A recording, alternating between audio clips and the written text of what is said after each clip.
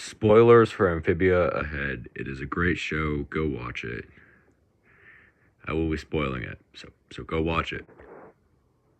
First, this script is roughly as humorous as the corpse of the man who invented beige wallpaper. Turns out, it is very challenging to make fun of something you consider perfect. So I'm gonna start out with the only funny thing I can think of about Andrias, and that is how he is animated. Whoever was doing the storyboard for Amphibia must have had a split personality because Andrias is somehow 70 feet tall and 20 feet tall. Furthermore, he must be a master of ninjutsu because this man can somehow break every law of physics. He seems to be in a state of quantum superposition, simultaneously in one location and another, so that he can be wherever the plot needs him to be. Furthermore, this massive robotic newt must have his sneak stat absolutely maxed out because he sneaks up on people a shocking amount of time. Second, this review is long, so grab some popcorn and some chocolate milk. I had been putting this review off for quite some time. I love Andrias so much, but I couldn't put into words why I did. I simply didn't feel like I had quite enough to say about him. Only after thinking so hard that I could feel myself going Super Saiyan did I realize why Andrias is such a good villain. Let's talk about who Andrias is. Andrias is the central, but not overarching, villain of Amphibia. And this is what makes him click so well for me. I'm going to talk about him in a bit of a disorganized fashion, simply because he is not a simple character. See, Andrias is rather unique. In a vacuum, Andrias is just a good, well-rounded villain. Put simply, what makes Andrias such a good villain is how he interacts with the characters around him. In this video, I will be breaking down Andrias through his interactions with Anne, Marcy, and his father, Aldrich. But first, I'm going to break down the backstory of Andrias. Andrias started out as the prince of the prospering kingdom of Amphibia. He had two extremely close friends, a frog named Leaf and a toad named Beryl. However, as his father was planning on stepping down and passing on the roles of king to Andrias, Leaf stole the music box that allowed the kingdom of Amphibia to prosper. She did this because they used it to conquer other planets, essentially. Disgraced and betrayed, Andrias exiled Beryl for failing to stop Leaf and his kingdom. From there, the kingdom of Amphibia fell into ruin. Cool. That was fast and simple. So let's talk about relationships. First, I want to talk about King Aldrich. From a young age, Aldrich sought to mold Andrias into the perfect king. This is part of the brilliance of Andrias. Andrias was clearly made into what he is. He didn't choose to be evil. In order to create a perfect puppet, Aldrich forced a wedge between the young Andrias and his friends. Aldrich shattered his son's ability to trust anyone but his father. Once the music box was taken, Aldrich used this vulnerability to ensnare Andrias. Using the threat of abandonment and separation from the core, a Gestalt AI including Aldrich puppeted Andrias. The years of nothing but manipulation and self-loathing turned Andrias into a cruel, sadistic man willing to do whatever it takes to regain his honor. So let's talk about the second character, and the one I think has the most impact on Andrias, Marcy. In my opinion, Marcy has the best interactions with Andrias out of any characters of Amphibia, save one. Marcy is the character who finally begins to shatter Andrias' worldview. Marcy is the first one, presumably in a long time, to approach Andrias without wanting anything from him. This genuine kindness clearly begins to break down the walls around Andrias' heart. Andrias pleads with the Corps to spare Marcy when the Corps wants her killed. This is the first major act of defiance against his father that we see from Andrias. One of my favorite moments of the entire show is when Andrias stabs Marcy. One, because holy Jesus, Disney, that was some high fantasy BS right there. And you got to have balls to put that in a Y7 show. But second, we get to see the pain that this causes Andrias, and for a moment, the mask he wears falls away. Furthermore, the fact that he looks appalled when he allows the Corps to possess Marcy shows how much Marcy has meant to him. When he allows the Corps to possess Marcy, he is forced to give up someone who is a true friend for someone who has only ever manipulated him. He sacrifices a true friendship for the mere promise of redemption, but this only goes to show how far Aldrich and or the Corps have corrupted Andrias. Before I talk about Andrias' redemption towards the end of the video, let's talk about Anne and Andrias. No lie, these are the best scenes of a villain and hero meeting, topped only by anything involving Samurai Jack in the first 5 episodes of season 5. And Jeremiah Sand's conversation with Red from Mandy. I really like Mandy, guys. Why I love these interactions with Anne and Andrias is because we get to see being a peak villain. Because Marcy showed us some of the softer sides of Andrias, but Anne has this interesting relationship that brings out the worst in Andrias.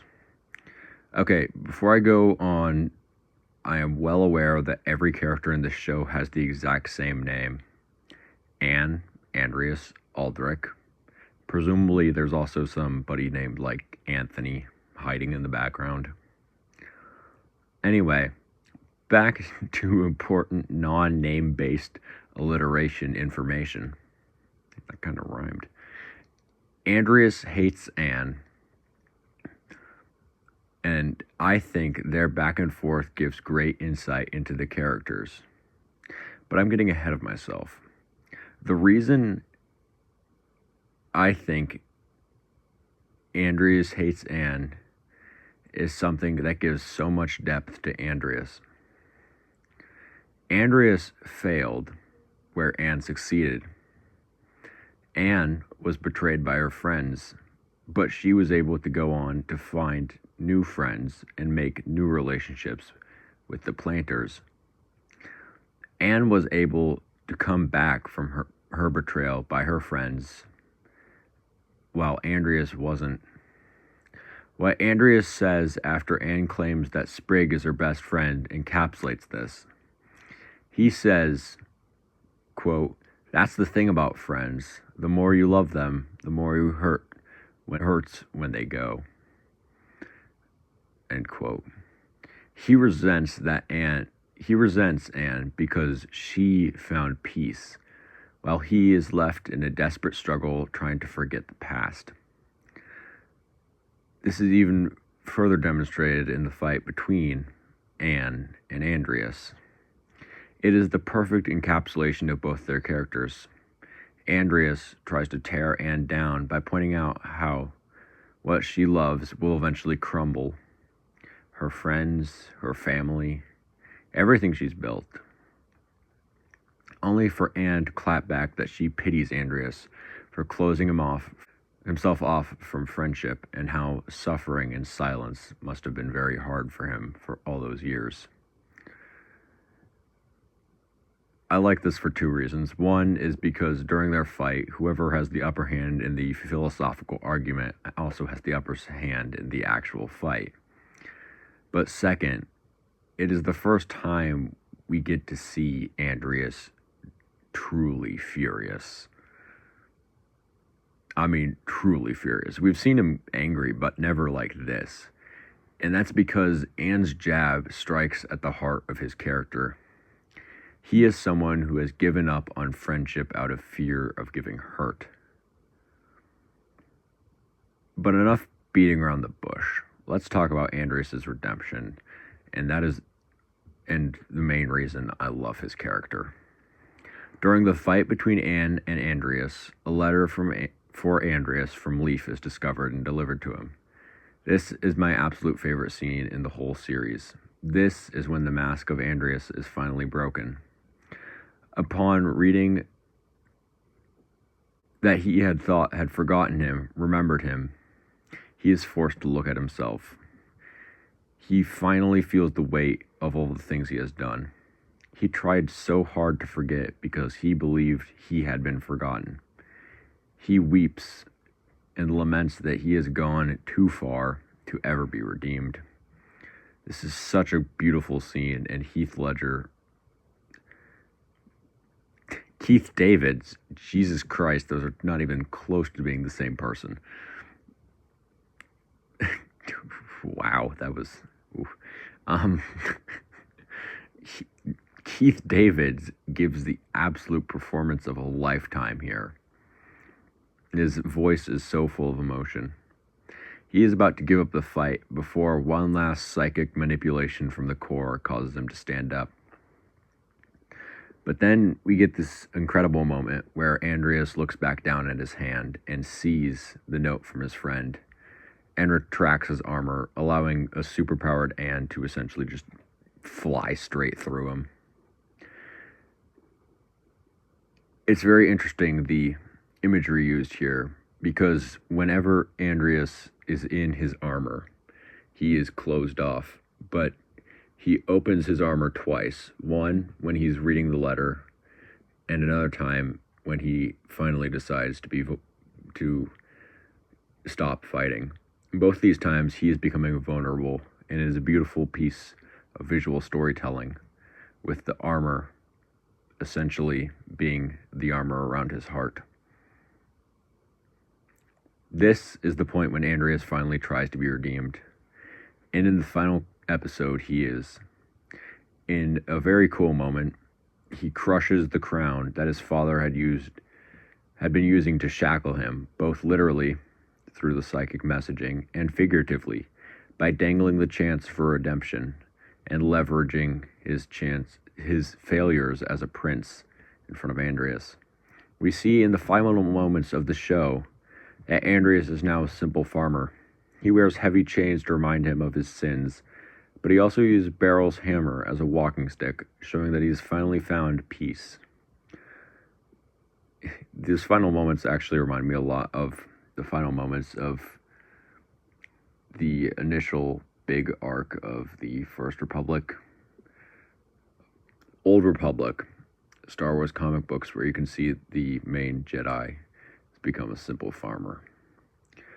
What makes Andrias such a fantastic villain isn't what he does, rather it's how dynamic he is. Andrias is a fully fleshed out, fully realized character. He has an arc and his own struggles. Andrias is ultimately a triumphant character. He was able to finally open up to the notion of being loved and threw off the shackles his father bound him in.